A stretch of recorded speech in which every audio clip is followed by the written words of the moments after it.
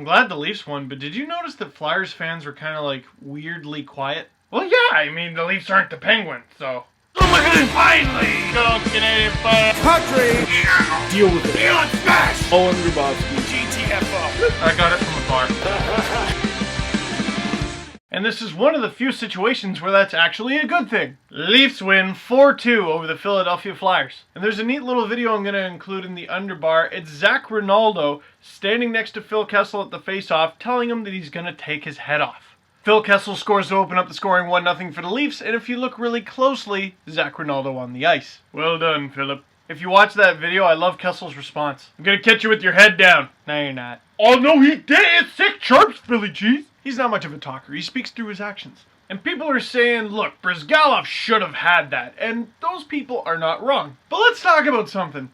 Goalies make mistakes all the time. And I mean all the time. Every game. The best goaltending performance you've ever seen probably had a bunch of mistakes in it. Good players capitalize on those mistakes. So yeah, Brizgalov gave Kessel something to shoot at, but if that's not Kessel shooting, then maybe that's not a goal. And Phil Kessel probably knows better than anyone in the league this year, an inch or two to the left, and that's a goalpost. And then Nazem Kadri, probably the first star of the game, just a little, ha. That's the sound that pass made, just, ha, over to Nikolai Kulemin, and Brosoki goal, Scheibe Varota, Stottvarit Nikolai Kulemin. Did I mention I do KHL highlights too? Sick backhander ends his goal stroke, Spasiba, 2-0 Leafs. And Nikolai Kulemin is that friend that you like, but you try to introduce him to your other friends, and they don't like him. And I'm like, he's cool though. You gotta take my word. Yeah, I don't really like him. Nobody scored 30 goals once. Not scoring 30 goals now. Nobody's good defensively. You gotta give him a chance. However, after an injury-filled season, he hasn't been back all that long. Scott Hartnell needs a goal. Who are you gonna call? Slump Busters! His first of the year, the Flyers cut the lead to 2-1. But then another sick pass for Kadri. Just when he looks like he's out of options, how about this? Chaos in front and Brasoki goal. Mikhail Grabowski. 3-1 Toronto. And I'm glad people were giving Kadri so much props for last night,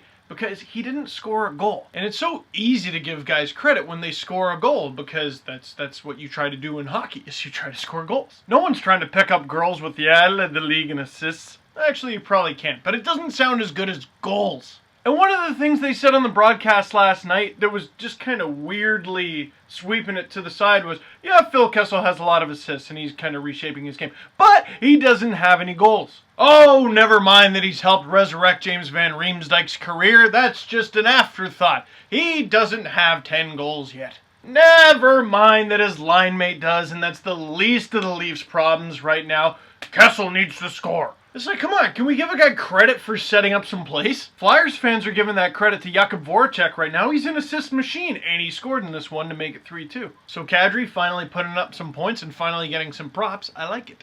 Jay McClement with the empty netter, and that's the dagger, 4-2. Now, a couple things need to be said before I'm done. One, myself and a bunch of others gave Carl Gunnarsson a hard time for his game against Ottawa because he didn't look great in the game against Ottawa, but he got 2 big assists in this one. And I think the guy's terribly underrated as it is, so if I'm going to criticize him one game, I better give him props the next one he's good.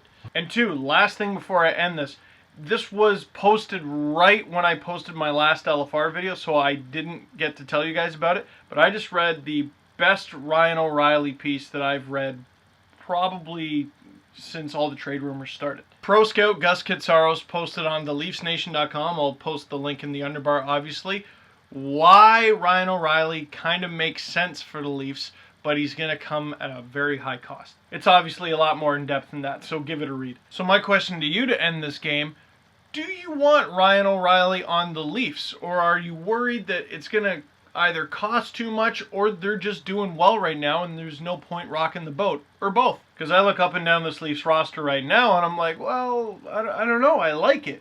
But I know long term, it's way better to have them. So let me know. Thanks for watching and see you next time. Peace.